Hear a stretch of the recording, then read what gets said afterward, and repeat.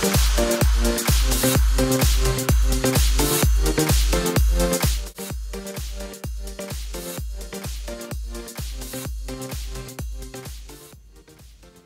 guys, this is my newest project. It's a last minute kind of Christmas decor type wood project. You've probably seen the beginning where you've seen what we're going to be making. So this is step by step kind of how I do it. So a couple weeks ago for Black Friday, I went to Michael's when they had their giant sale, and I picked up this wood star. It's really pretty, but it was like $3 or something like that at Michael's for Black Friday. So it was an awesome deal. But what I'm going to do is I'm in my garage because if you're watching this shortly after I post it, you'll know that most of Southern California is on fire right now, and since that is where I live, I cannot go outside to do my work. So the smoke is really bad and the air is terrible and it's super windy. So I am in my garage and it is very poorly lit, but I'm here. So what I'm going to do is I'm going to start off by staining my whole star. So the stain that I have now come to love is this one. It's Varathane and it is, the color's Briar Smoke, and I got it at Home Depot. And my can, you can't really see, my can is like more than half empty because I've used it for everything.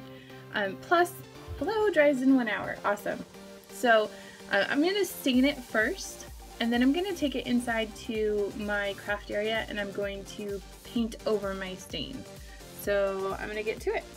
I'm just using I got a package of like these cloths at Lowe's that are stain cloths, and I go through them a lot, so that's just what I use, but you could really use any like soft towel that you have. And I am just going to make sure I get everything in here. I'm going to put it on, and then I use just the back end and I kind of wipe it off a little bit because I want it to soak into the wood, but I don't want it to really be super thick on there. I like to have the wood grain still show through. And what I'm doing now is I'm trying to kind of squeeze that stain into the little cracks here because it has like a paneled effect on it.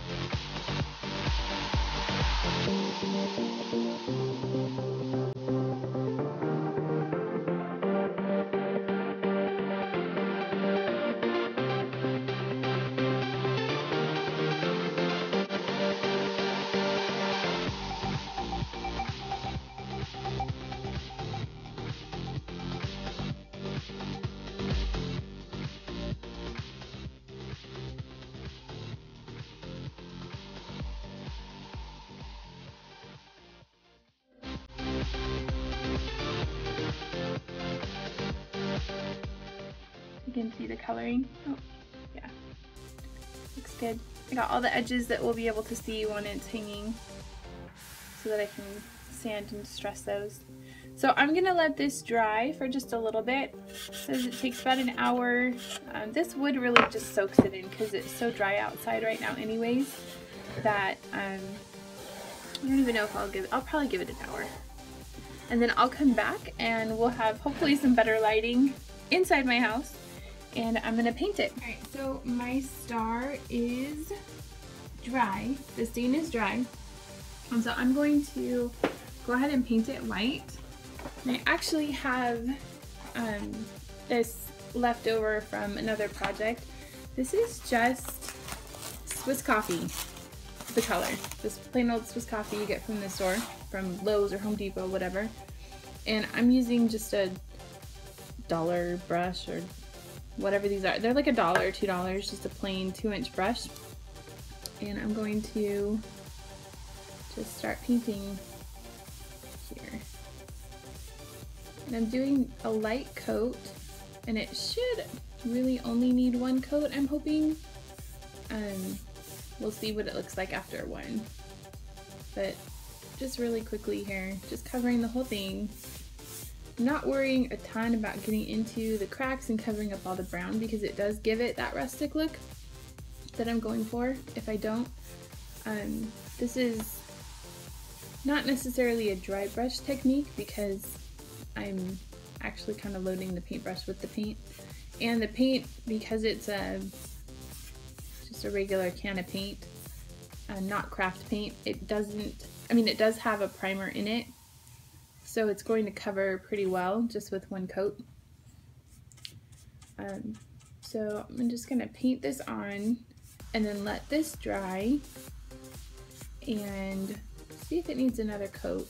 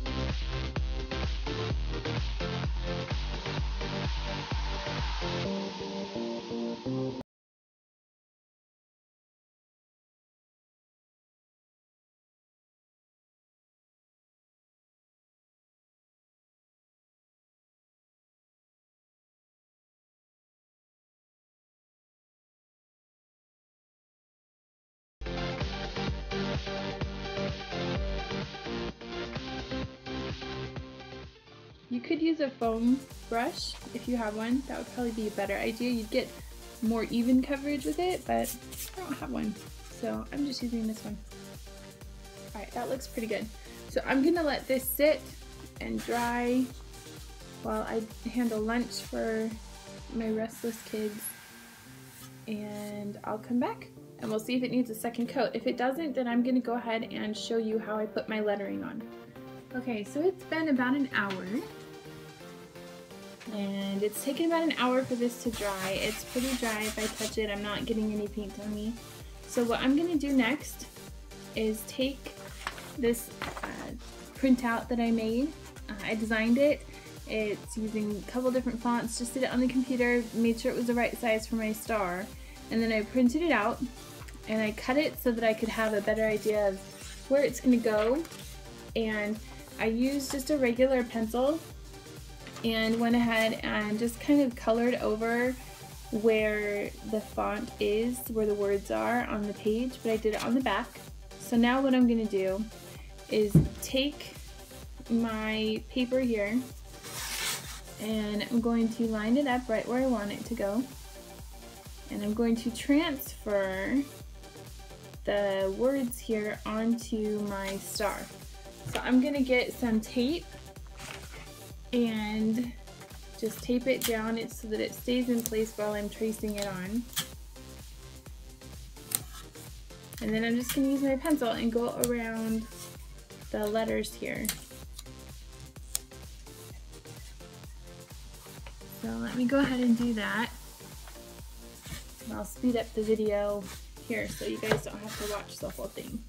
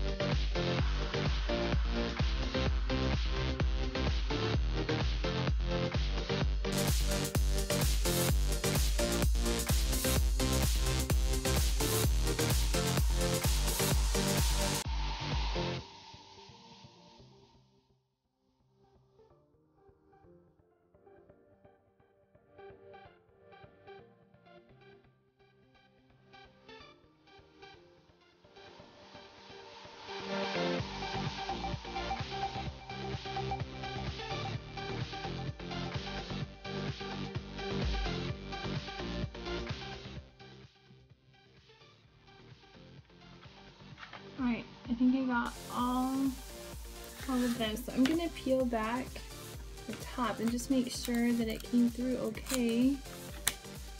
And it did. It looks great. Actually, I'm gonna do that part just a little bit darker. The O from my world didn't want to come through very well.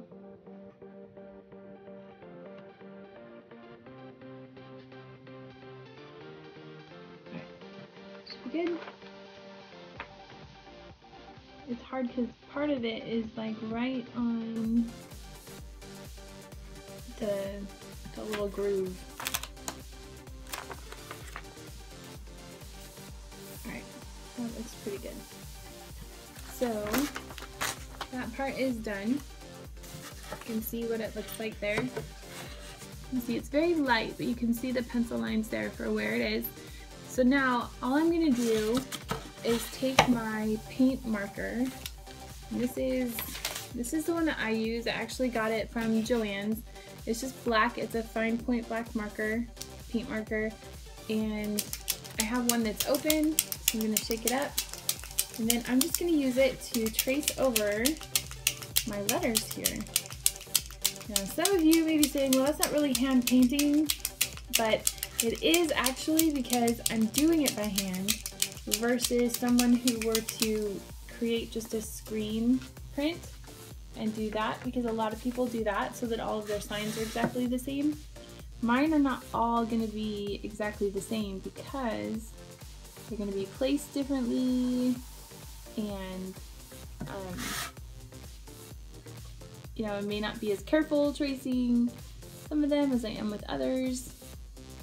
So each one kind of gets their own little bit of character. The process though is the same. So I do not screen print any of my signs. I take the time and I go through and I do them all by hand.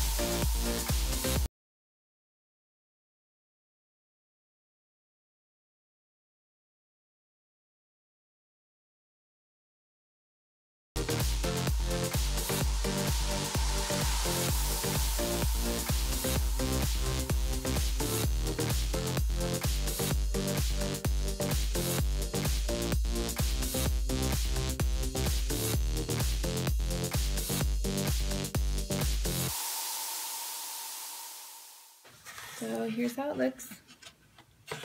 You see that? It doesn't take too long for this to dry because it's just one coat, so probably like 30 minutes or so, and I'll come back and grab my sandpaper and sand it up, and then it'll be all done.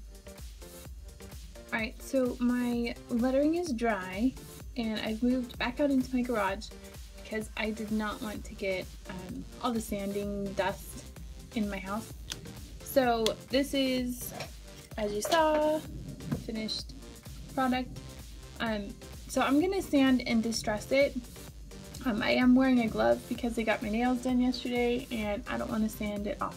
So I have a glove on one hand because that's gonna be my sanding hand. So what I'm gonna do is just take sandpaper and go to start just around the edges of the whole thing and see how that looks. I have two different grits of sandpaper here. You can kind of see the difference a little bit. So this is my 60 grit and this is my 220 grit. So this one is a lot coarser. It's going to make it easier to get the paint off to see the stain underneath, and then this one will be to just smooth it out a little bit. So I'm going to start with this one all around the edges of the star.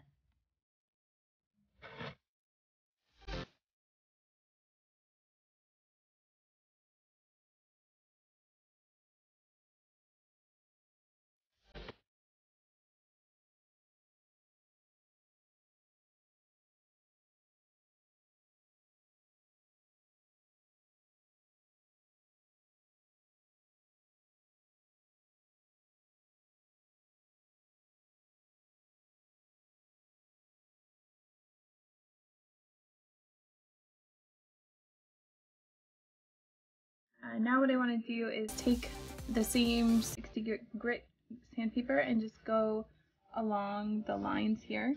I'm going to try not to go over the words yet because I want to do that with the 220 grit, otherwise it'll rub the entire word off, and I don't want to do that.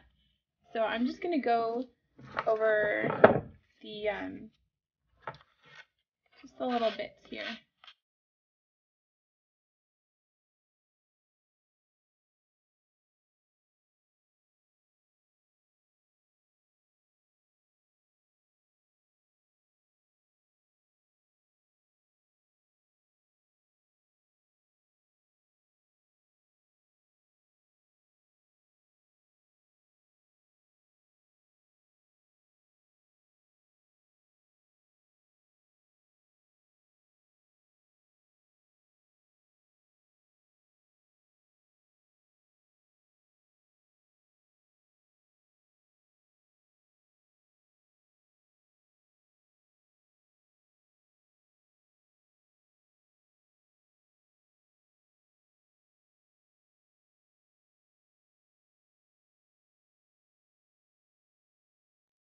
Alright, so there, it's looking pretty good. So I think what I'm going to do is just take that same 60 grit sandpaper and kind of rough it up maybe in some of these spots where I've got a lot of the white there, and just kind of distress that part a little bit.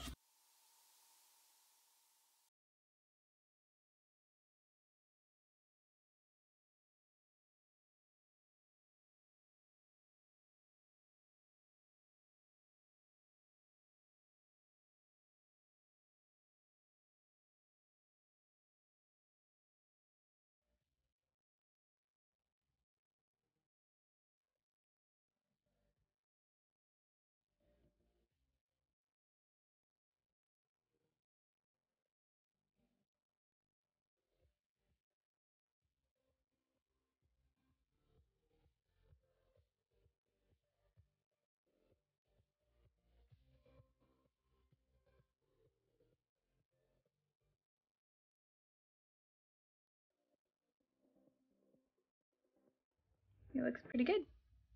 Alright, so now I'm going to take this one, and very, very lightly I'm just going over the letters, just to give them just a little bit of that distressed look. I don't want to go too much because it'll start to rub a lot of that paint off.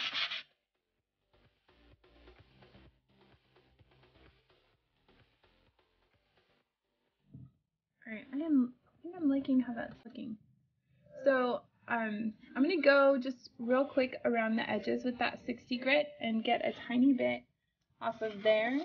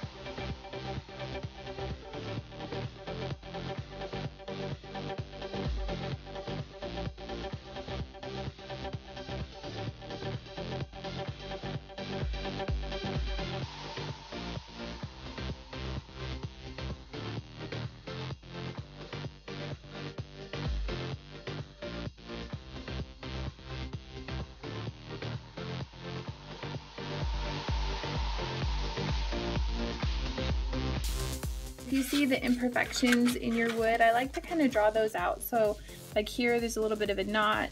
There's another little kind of rough knot right here, and I like to make sure I sand those spots and kind of bring out those imperfections, just because it adds some character to it. And I think I'm just about done. I don't want to do too much,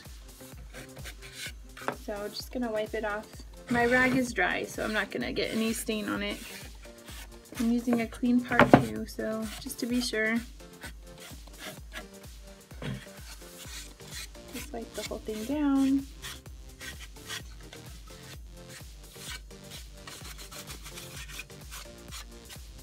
And there we go. So it is all done. Now I can go hang this up as is. It comes with a little, like a burlap or hemp rope, I guess, here. And I can go just hang it up on my wall as is, but I think I'm probably gonna spray it. What I like to use is a matte clear spray. And this is just by Rust-Oleum, just with the spray paints. You can do glossy if you want. They have like a lacquer spray you could use if you want it to be really glossy, but when I do something like this that's got more of that weathered and rustic feel to it, I like to do a matte. That way it still protects it, but you don't really see it. So I'm gonna go ahead and just spray it real quick while I'm here since it's already done. And once it's dry, then I can put it up and enjoy it.